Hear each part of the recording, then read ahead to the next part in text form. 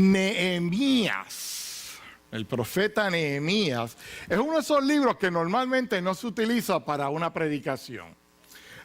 De hecho, mucha gente cuando tú le dices al profeta Nehemías te preguntan, ¿y eso está en la Biblia?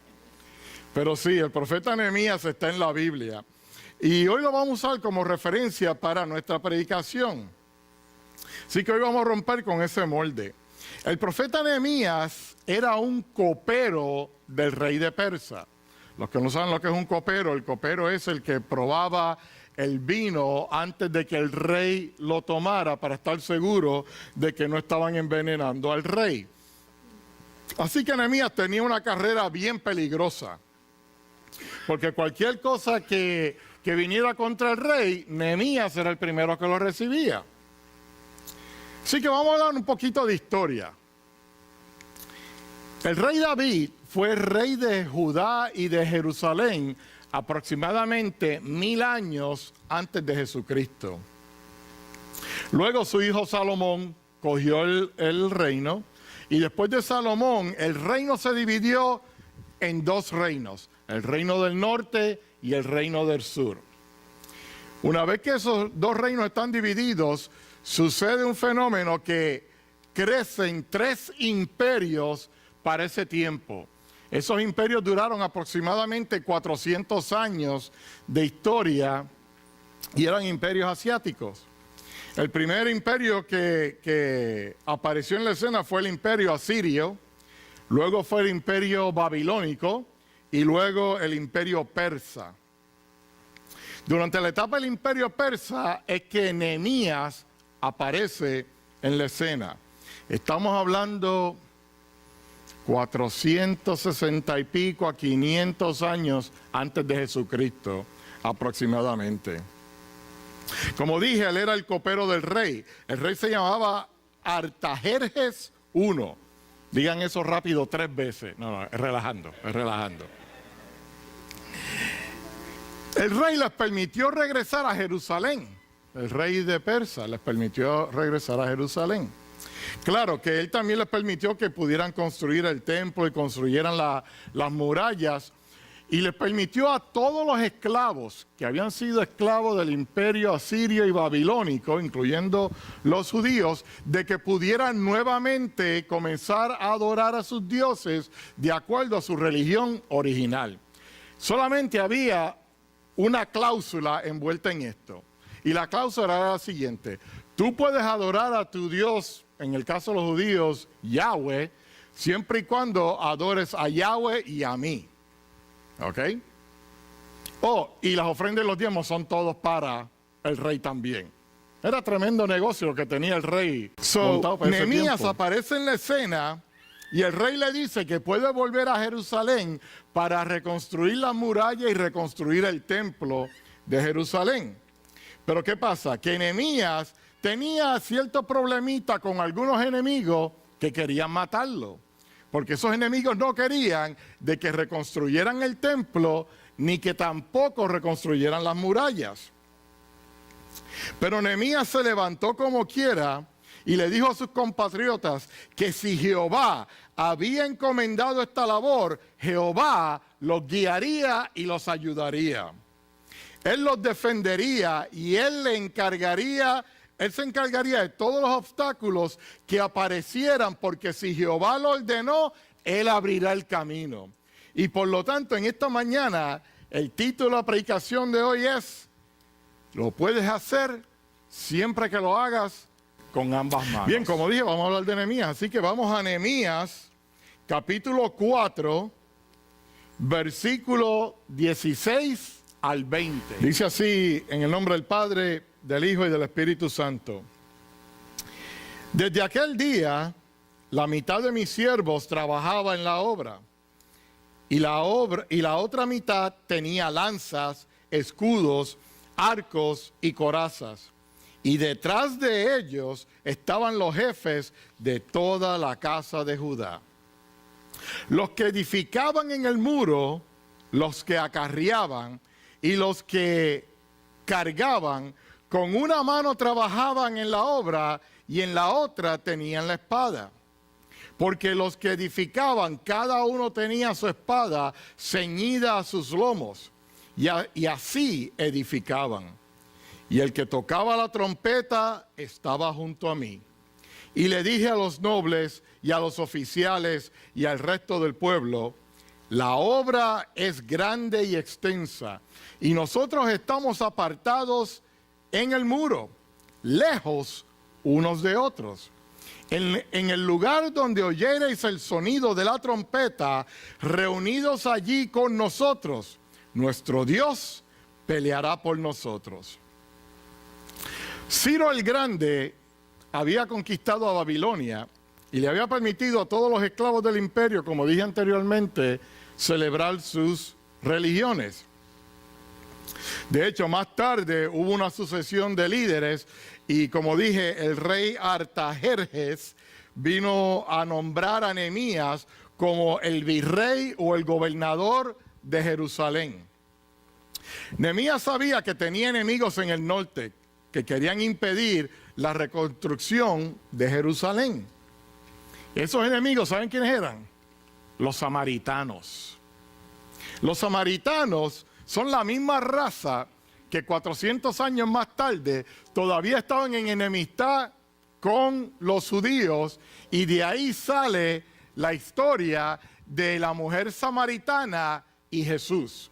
Así que ya ustedes pueden entender en el marco de la historia de Jesús y la mujer samaritana de cuántos años ya esto venía sucediendo, la enemistad entre samaritanos y judíos. Los judíos sabían que ellos servían a un Dios supremo, a un Dios poderoso, y que ese mismo Dios que les había permitido ser esclavos por tantos años era el mismo que los había librado.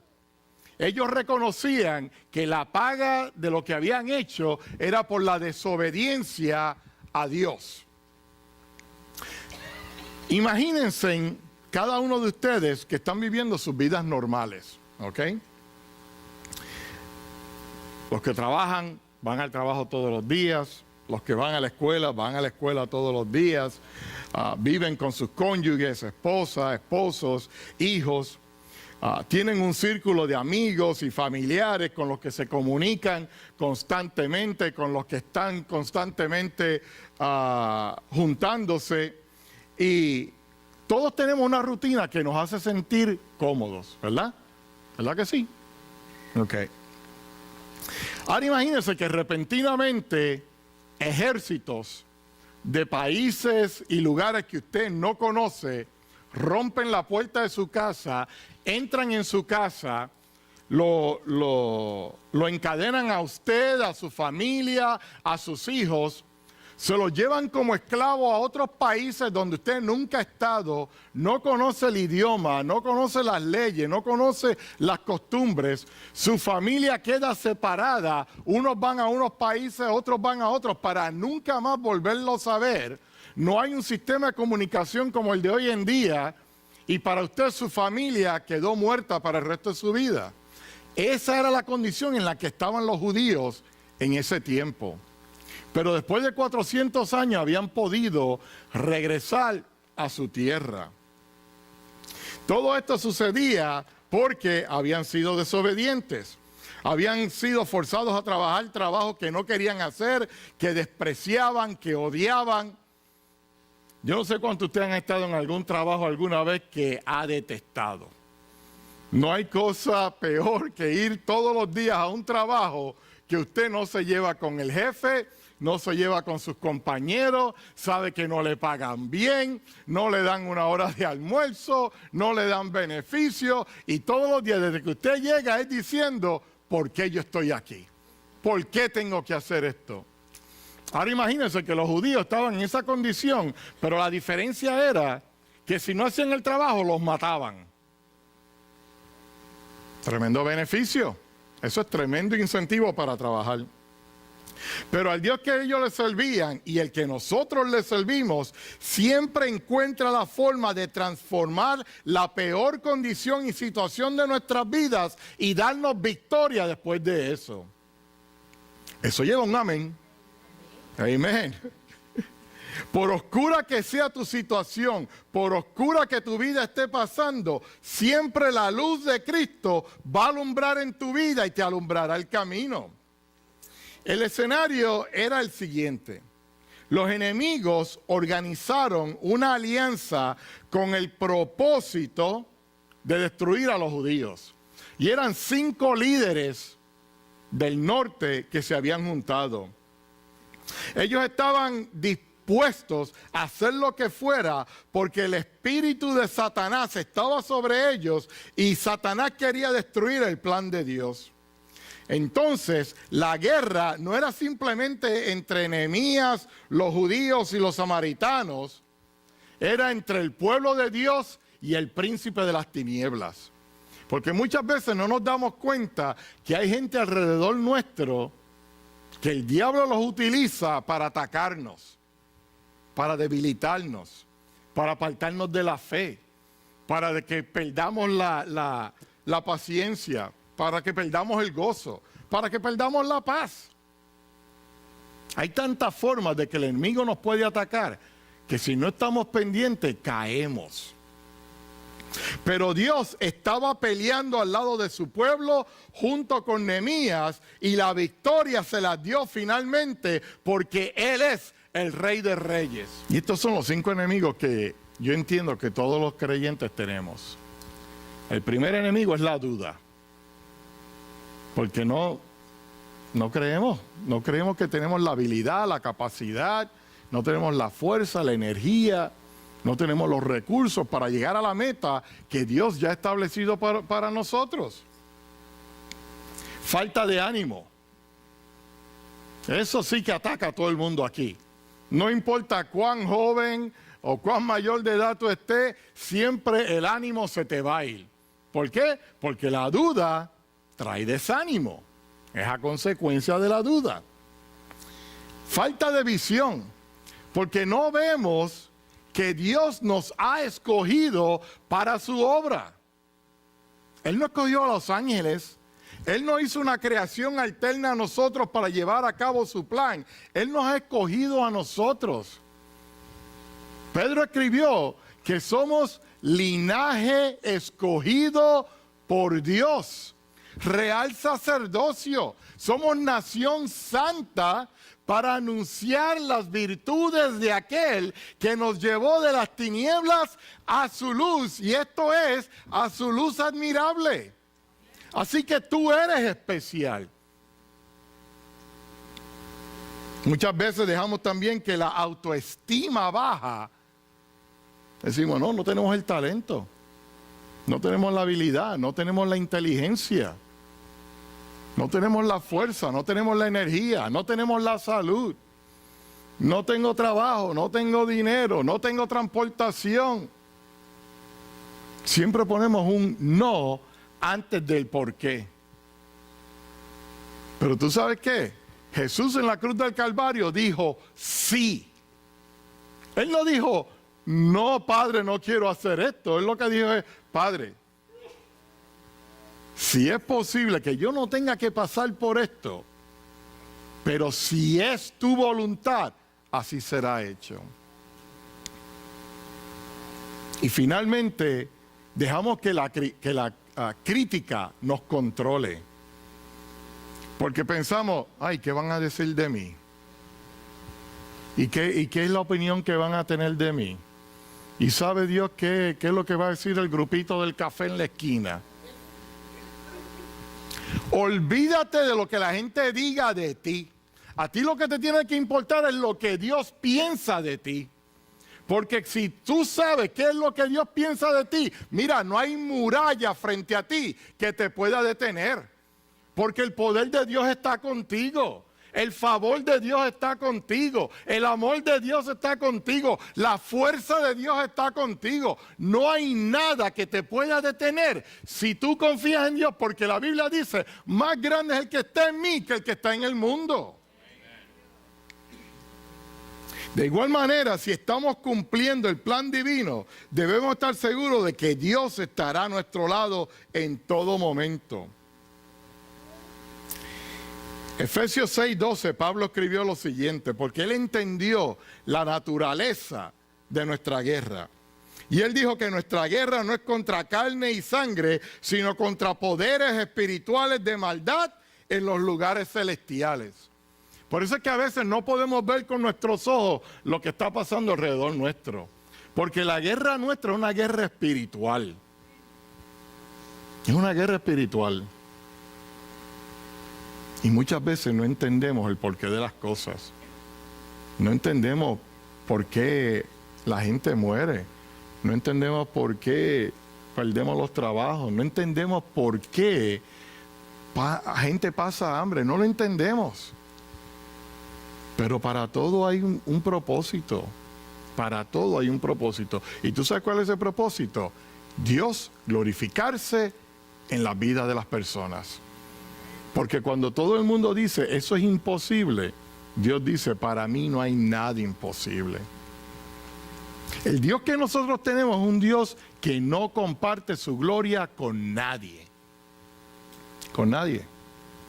Dios no quiere que tú cojas un poquito y Él se encarga del resto. Él lo quiere todo. Él lo quiere todo. ¿Tú sabes por qué? Y esto no lo digo en forma, en falta de respeto. Es que a Dios le gusta lucirse.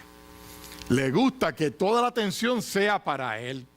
Que todo el mundo pueda levantar sus manos y darle gloria a Él. Porque reconocemos que sin Él era imposible que esta situación venciéramos en ella. Y a Él le encanta que le den gloria y honra. Él creó seres celestiales con ese propósito exclusivo de que lo adoren y lo glorifiquen. ¿Y tú sabes por qué la Biblia dice que David tenía el corazón de Dios? No porque David era un hombre bueno, porque David no era bueno. David era un guerrero. David mataba gente. Mira si David mataba gente, que le escribieron canciones de la cantidad de gente que había matado. Claro que al rey de ese tiempo no le gustó la salsita que escribieron de David, ¿eh? O el reggaetón, o la música que a usted le guste. Porque decían, Saúl mató a 1000, pero mira, David mató a 10,000. Es una cantidad considerable de gente de haber matado. Pero la Biblia dice que David tenía el corazón de Dios. Él confabuló para matar gente. Cometió adulterio.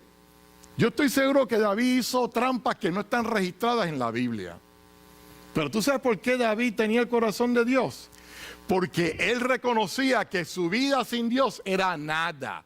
Porque todo lo que David hacía, después que hacía lo malo que hacía, se ponía de rodillas frente a Dios y le decía, perdóname. Y ahí le daba toda la gloria, toda la honra, toda la alabanza que Dios se merece. Porque él sabía que Dios era el centro de su vida. Y eso es lo que Dios quiere de nosotros. Que confiemos totalmente en Él. Y termino con esto. La Biblia dice que toda la casa de Judá. Eso quiere decir que cuando Dios pone un plan en obra, todos tenemos que envolvernos. Todos. Esta escritura bíblica nos dice que unos trabajaban, otros velaban, otros hacían guardia, otros tenían una posición distinta, pero todos estaban trabajando con el mismo propósito. Y era cumplir el plan de Dios para sus vidas. Ellos habían diseñado una señal. Si venía un ataque del enemigo, todos iban a juntarse en una zona específica para reunirse, para todos pelear juntos. Y la señal era el sonido de la trompeta. Todos dejaban lo que estaban haciendo y se unían a los que estaban siendo atacados para poder vencer al enemigo. Porque desde tiempos antiguos se ha sabido que en la unidad está la fuerza. Nehemías, sin sus líderes, sin sus jefes, sin los soldados, sin los obreros, sin los guardias, no hubiera podido reconstruir la muralla para defender al pueblo de Dios de los ataques que vinieran después de eso. Y vinieron ataques por cientos de años. Pero ese grupo que comenzó eso fue el que fortaleció esa muralla para que las generaciones que vinieran después tuvieran un lugar seguro donde vivir y donde adorar. Pero él también sabía que en el Salmo 127, versículo 1, dice: si Jehová no edificare la casa, en vano trabajan los que la edifican. Todos somos un pueblo y nuestra fuerza radica en la unidad tanto de la oración como la de la colaboración. Tenemos que extender nuestras manos unos a otros en vez de darnos la espalda unos a otros. Tenemos que formar una cadena fuerte donde no hay eslabones débiles. Cada uno es un eslabón tan fuerte como el próximo al lado suyo. Miremos a nuestro alrededor y concentrémonos en unirnos, en aliarnos, en ser la fuerza de tu hermano que está cerca de ti y de todos los que te rodean. Dios quiere un pueblo unido para cumplir su propósito. Muchos no veremos el futuro de esta congregación. Eso yo se lo puedo garantizar. Pero todos estos niños, todos estos jóvenes que están aquí hoy en día, ellos son el futuro de esta congregación. Ellos son los que un día van a estar aquí parados, cantando, predicando, contando la ofrenda, recibiendo a los visitantes, predicando, llevando el evangelio. Ellos son el futuro. Pero si nosotros no trabajamos ahora para edificar para ese futuro, ¿qué futuro van a tener ellos? Yo sé que ya yo estoy a un poquito más allá de la mitad del camino. No es lo que la mente me dice, no es lo que el corazón me dice, pero el cuerpo lo dice bien duro. El cuerpo me dice: ya tú no tienes 35 años, papá, eso pasó hace un par de décadas atrás, you know. Tranquilo, tranquilo. Yo me acuerdo antes, cuando yo era joven, y yo veía a las personas mayores de edad que siempre andaban con zapatos de suelas de goma. ¿Ves? Porque yo siempre andaba con zapatitos de madera, ¿ves? Que se oyera el clac, clac, clac, clac, clac cuando estaba caminando. Ya no puedo hacer eso. Muchacho, a mí si yo no tengo un zapato de goma puesto, olvídate que después no sirvo para nada el próximo día. Y después yo me acuerdo aquellas que yo veía a las personas mayores de edad poniéndose esas medias negras, largas, hasta las rodillas. La mitad de mi gaveta está llena de esas medias hoy en día. Porque según va pasando la edad, tengo problemas de circulación. Ahora yo entiendo el porqué de esas medias negras. No es que era a fashion show, es que era una necesidad. Y bueno, pues hoy en día, pues yo soy parte de ese fashion show, ¿ves? Pero todos tenemos que trabajar por el futuro de esta congregación. No podemos pensar en el hoy, tenemos que pensar en el mañana. Dios quiere un pueblo unido para cumplir su propósito. Muchos, como dije, no veremos el fruto de nuestros esfuerzos. Pero donde Dios está, la fuerza nunca cesará. El plan de Dios funcionará cuando tengamos ambos pies y manos trabajando para su propósito, pero siempre recordando que sobre todo entendamos y aceptemos que no es con nuestra fuerza ni nuestra poderío, sino con el Espíritu del Señor llevándonos hacia adelante. Amén.